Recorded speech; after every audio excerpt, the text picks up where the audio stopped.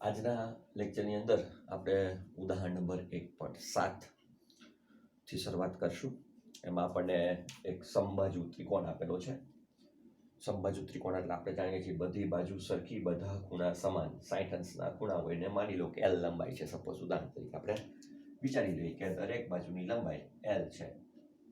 Okay, આ ત્રણ વિદ્યુતભાર Q અને -Q ઉપર લાગતા બળો વિશે આપણે વાત કરવી છે. તો સ્પષ્ટ છે, કોઈ પણ એક વિદ્યુતભારની વાત કરો તો એના ઉપર બાકીના બંને વિદ્યુતભાર બળ લગાડશે. અને એ પરિણામી બળ મેળવવું હોય તો ગયા લેક્ચરમાં આપણે જે સંપાતપણાનો સિદ્ધાંત સમજ્યા એના ઉપર આધારિત મેળવી શકાય. અહીંયા એક 11th નો કોન્સેપ્ટ અગત્યનો છે કે કોઈ પણ એક કણ ઉપર બે બળ લાગતા હોય, F1 સદિશ અને F2 સદિશ, તો પરિણામી બળ બંનેના સદિશ સરવાળા બરાબર થાય એવા સંજોગોમાં મૂલ્ય મેળવવાની ખાસ ટ્રીક તમે 11th માં શીખી ચૂક્યા છો. એ ટ્રીક છે પહેલા સદિશના મૂલ્યનો વર્ગ વત્તા બીજા સદિશના મૂલ્યનો વર્ગ, એટલે F1² + F2² + 2F1 F2 cos બે વચ્ચેનો ખૂણો F1 અને F2 વચ્ચેનો ખૂણો આખું જે લેવામાં આવે એની અડધી ઘાત લો, એ આપણો આન્સર થતો હોય. આ સૂત્રનો સીધો ઉપયોગ આપણે અહીં આ દાખલાની અંદર કરશું. બરાબર છે? એટલે આ 11th નો કોન્સેપ્ટ છે. 11th માં તમે ભણી ગયા થીટા શું હોય, તો કે પહેલા સદિશ F1 સદિશ અને F2 સદિશ વચ્ચેનો ખૂણો હોય. માનો કે F1 આ બાજુ છે, F2 આ બાજુ છે, તો આ બે વચ્ચેનો ખૂણો પીના પૂછ જ્યાં ભેગા થાય ત્યાં બનતો ખૂણો, બરાબર, એ cos થીટા તરીકે લેવાનું હોય છે. ઓકે, નેક્સ્ટ આગળ વાત કરીએ એટલે ધીમે ધીમે આપણને ખબર પડે. તો આપણે ત્રણેય વિદ્યુતભાર ઉપર લાગતા બળ જોઈશું. સૌથી પહેલા એ વિદ્યુતભાર ઉપર લાગતા બળની વાત કરશું. એ વિદ્યુતભાર ઉપર Q વિદ્યુતભાર છે, +Q. ચોખવટ ન કરવી તો પ્લસ સમજવાનું. અહીંયા Q છે એટલે બે સમાન વિદ્યુતભાર થયા તો એકબીજાને અપાકર્ષણ કરે. તો આ B ઉપરનો વિદ્યુતભાર અને આ બાજુ બળ લગાડશે. આ બળને આપણે કહી દઈએ FAB. એ જ સમયે સામે તમે વિચારી શકો, B ઉપરનો વિદ્યુતભાર A ઉપર બળ લગાડે એટલું જ A ઉપરનો વિદ્યુતભાર B ઉપર બળ લગાડે તો એ બળ આ બાજુ મળશે. FB એ બંને બળ સમાન મૂલ્યના અને પરસ્પર વિરુદ્ધ દિશામાં હોય. બરાબર, બંને બળ સમાન મૂલ્યના પરસ્પર વિરુદ્ધ દિશામાં હોય છે. અહીં તમે જોઈ શકો છો. ચાલો વિચારો, આ A ઉપર રહેલ વિદ્યુતભાર ઉપર બીજો કયો વિદ્યુતભાર બળ લગાડે, તો કે -Q. આ માઇનસ છે, આ પ્લસ છે, આકર્ષણ થાય તો એ બળ આ બાજુ લાગશે. બરાબર, L ને થોડું આમ નમાવી દઈએ. ચાલો અંદર લખી શકાય, કાંઈ વાંધો નથી. તો આ બળ કેટલું મળ્યું? આ બળ મળ્યું F A ઉપર C વડે FAC. તો સામે C ઉપરના વિદ્યુતભાર ઉપર આ બાજુ બળ લાગે એટલા જ મૂલ્યનું અને વિરુદ્ધ દિશામાં FCA. આના ઉપરના બંને બળ મળી ગયા. સેમ એઝ અહીંથી વિચારો, આ +Q આ -Q આકર્ષે એકબીજાને, સેમ બળ મળશે આવી રીતે આમ. અને અંદર લઈ લઈએ જેને આપણે નામ આપી શકીએ FBC અને એની વિરુદ્ધ દિશામાં અહીંયા FCA. તો મને દરેક બિંદુને કારણે લાગતા બળો મળી ગયા. દરેક વિદ્યુતભાર ઉપર બે વિદ્યુતભાર વડે લાગતા બળો આ મને આકૃતિમાં મળી ગયા. હવે મારે આગળ ચર્ચા કરવાની થાય. ચાલો વિચારો, આ બે બળ સમાન મૂલ્યના પરસ્પર વિરુદ્ધ દિશામાં છે. સેમ અહીંયા કહી શકાય, સેમ અહીંયા કહી શકાય. આમ જુઓ તો બધાય અંતર સરખા છે, તો બધાય બળ સરખા છે. વિદ્યુતભારના મૂલ્ય પણ સમાન હોવાથી સરખા કહી શકાય. તો FAB નું મૂલ્ય હોય ને એટલું જ FBA નું. બરાબર, સેમ એઝ અહીંયા વિદ્યુતભારના મૂલ્ય સરખા છે, અંતર સરખા છે, ત્રિકોણ આપ્યો છે, અંતર સરખા આપ્યા છે, એટલે FAC હોય એટલું જ FCA નું મૂલ્ય હોય. અને FBA હોય, આવી ગયું છે FCB અને FBC, બધાના મૂલ્ય સરખા. જે કેટલું આપણે F કહી દઈએ, જ્યાં F શું છે, તો કે F બરાબર આપણે કહી શકીએ કે વિદ્યુતભારના મૂલ્યનો વર્ગ એટલે Q² છેદમાં અંતરનો વર્ગ. L અંતર છે તો L² કહી શકાય. આ F આટલું છે. આ ન લખો તો પણ ચાલે, પણ તમને બતાવી દીધું કઈ રીતે થાય. બરાબર, હવે આપણી પાસે 6 બળના મૂલ્યો છે. આ સૂત્રનો ઉપયોગ કરીને A ઉપર લાગતા બળ વિશે આપણે ચર્ચા કરી લઈએ. તો A ઉપર લાગતું બળ FA સદિશ કયા બે બળનો સરવાળો છે? FAB અને FAC. FAB અને FAC. બરાબર, આ રીતે મળે FAB FAC. તો મારે જો આનું મૂલ્ય જોતું હોય તો FAB વર્ગ વત્તા FAC વર્ગ વત્તા 2FAB FAC cos બે વચ્ચેનો ખૂણો કેટલો એ હમણાં લખીએ આપણે, એની વનાપખાતી ગોતી લઈએ. ચાલો, આ ત્રિકોણ સમબાજુ છે એટલે 60 ખૂણો બને, એટલે આ અંદરનો ખૂણો 60 અંશ. જો આ ખૂણો 60 અંશ હોય તો આ બાજુ 120 અંશનો ખૂણો બનતો હોય. આ 120 અંશ, 120 અંશનો ખૂણો બને. સવાચકો તમે દોરી શકો. ધારો તો આને સમાંતર લીટી દોરો એટલે પરિણામી સદિશ આ બાજુ મળે FA સદિશ. બરાબર, દિશા આકૃતિ તમને બતાવી. તો આ ખૂણો 120 અંશ બન્યો કેમ કે આ 60 બને. સેમ એઝ વિચારો તો અહીંયા પણ 120 અંશ બને. બરાબર, અહીંયા ફરીથી આપણે નહીં કહીએ AB નું મૂલ્ય છે એટલું જ AC નું મૂલ્ય છે, અને એ બે F કોમન આપ્યું છે જે આટલું છે, તો અહીં સીધું કહી શકાય F² વત્તા F² એટલે 2F², F² વત્તા F² 2F² પ્લસ 2F ગુણ્યા F વળી પાછું F². cos 120 બીજું ચરણ, બીજા ચરણમાં cos ઋણ હોય. બરાબર, એટલે એની કિંમત બાયોલોજી વાળા થોડુંક યાદ રાખવું પડશે. મેથ્સ વાળાને ખબર છે -1/2. 2 કેન્સલ કરો, -1 ને ગુણો તો -F² 2F² માઇનસ F² એટલે F² વધે એનું વર્ગમૂળ કાઢશો એટલે FA એ ઉપર લાગતા જે બળનું મૂલ્ય છે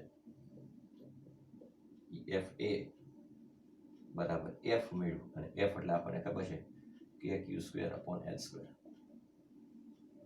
બરાબર, અને એ કોની બેની વચ્ચે મળે છે તમે જોઈ શકો છો, FAB અને FAC ની વચ્ચે મળે છે. બરાબર, એના મૂલ્ય સરખા છે એટલે અહીંથી 60 અંશના ખૂણે આમ હશે. દિશા કેવી રીતે કહી શકાય, BA સાથે 60 અંશના ખૂણે લખી શકાય. ચાલો, આ સૂત્ર કાઢી નાખીશ અને અહીંયા આપણે આવી જ બીજી ગણતરીઓ કરશું હજી. હવે જેમ A ઉપર બળ મેળવ્યું એવી રીતે B ઉપર સેમ રીતે મેળવી શકાય. તો ફરીથી એટલી કસરત ન કરાય, સીધું લખી શકાય આ જ રીતે.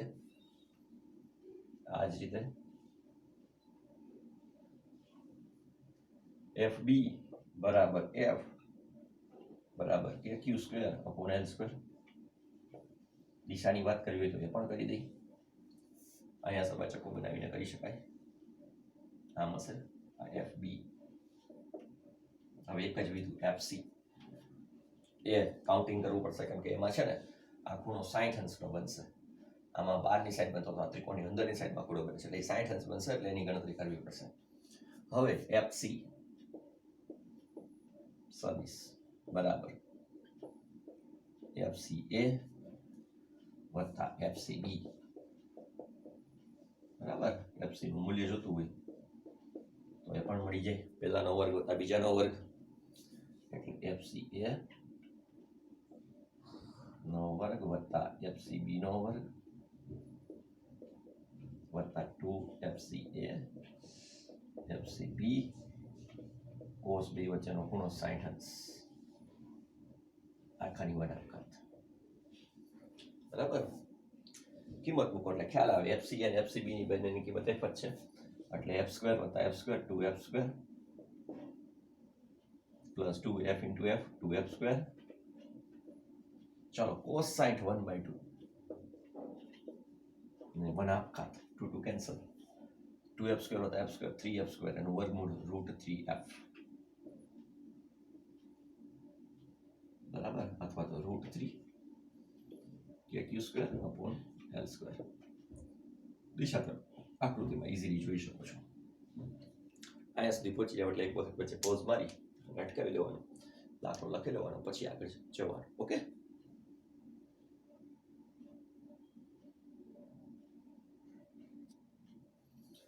નેક્સ્ટ દાખલો લઈએ જે છે સ્વાધ્યાયનો દાખલા નંબર 1.6. ચાલો લઈએ સ્વાધ્યાયનો દાખલા નંબર 1.6.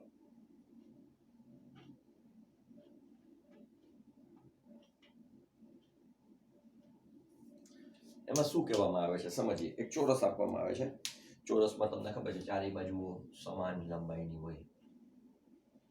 બરાબર છે, આવો ચોરસ છે જેની ચારે બાજુઓ સરખી લંબાઈ ધરાવે છે એવું માની લો. ચાલો, ચોરસ શિરોબિંદુને નામ આપી શકાય A B C D. તો કે આપી દઈએ આ A B C D. થોડું ડાર્ક કરીએ. A B C D. Pen થોડીક નવી છે એટલે ઓકે. ચાલો વિચારો, તમને કહે છે QA પર 2 માઇક્રોકુલમ વિદ્યુત ભાર, આ 2 માઇક્રોકુલમ વિદ્યુત ભાર અહીંયા હશે 2 માઇક્રોકુલમ.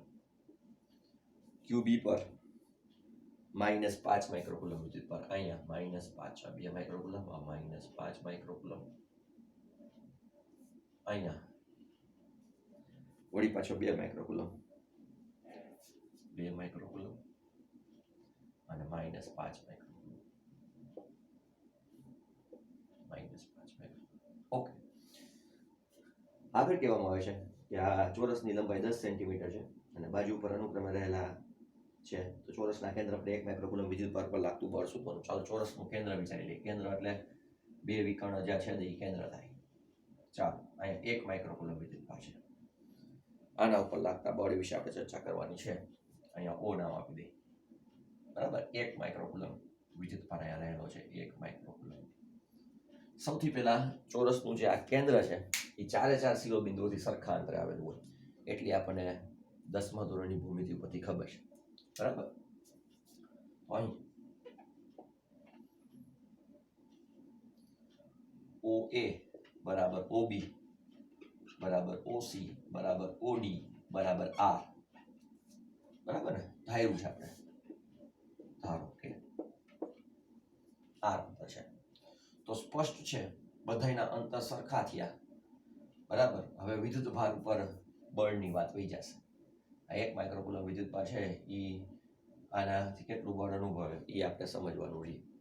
તો અહીંયા જુઓ તમે 2 માઇક્રોકુલમ વિદ્યુતભાર છે, અહીંયા 2 માઇક્રોકુલમ વિદ્યુતભાર છે, તો એ વડે લાગતું બળ, કેન્દ્ર ઉપર લાગતું બળ FOA અથવા ખાલી F કહો તો હાલે, બરાબર C વડે લાગતું બળ, બે સમાન મૂલ્યના બળ થશે.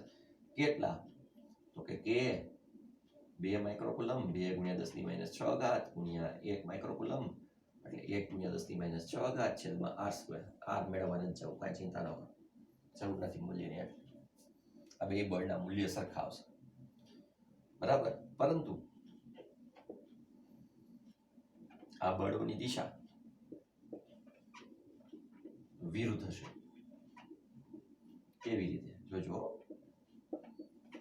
આ બે ધન એકબીજાને આકર્ષણ કરે તો આ બળ આ બાજુ લાગતું હશે, એટલે આ FA બળ. તો C ઉપર જે વિદ્યુતભાર છે 2 માઇક્રોકુલમ, B ઉપર બળ લગાડે FC બળ. ચાલો, આ FC બળ પરસ્પર વિરુદ્ધ દિશામાં એકબીજાની અસરને નાબૂદ કરી નાખે. સિમ્પલ પ્રશ્ન છે, સિમ્પલ લોજિક છે. બરાબર, આ જ રીતે દાખલા છે ને ઘણો પેચીદા બનાવતા હોય પણ એટલો સિમ્પલ દાખલો છે. આ B છે એ ઋણ વિદ્યુતભાર છે, આ ધન વિદ્યુતભાર છે, તો આને આકાશ. એટલે આ FB, અમુક રેફરન્સ બુકોમાં આ ભૂલ રહેલી છે, FB આ બાજુ અને FD એ ઉલટા સુલટા બતાવે કે એનાથી ફેર નથી પડતો.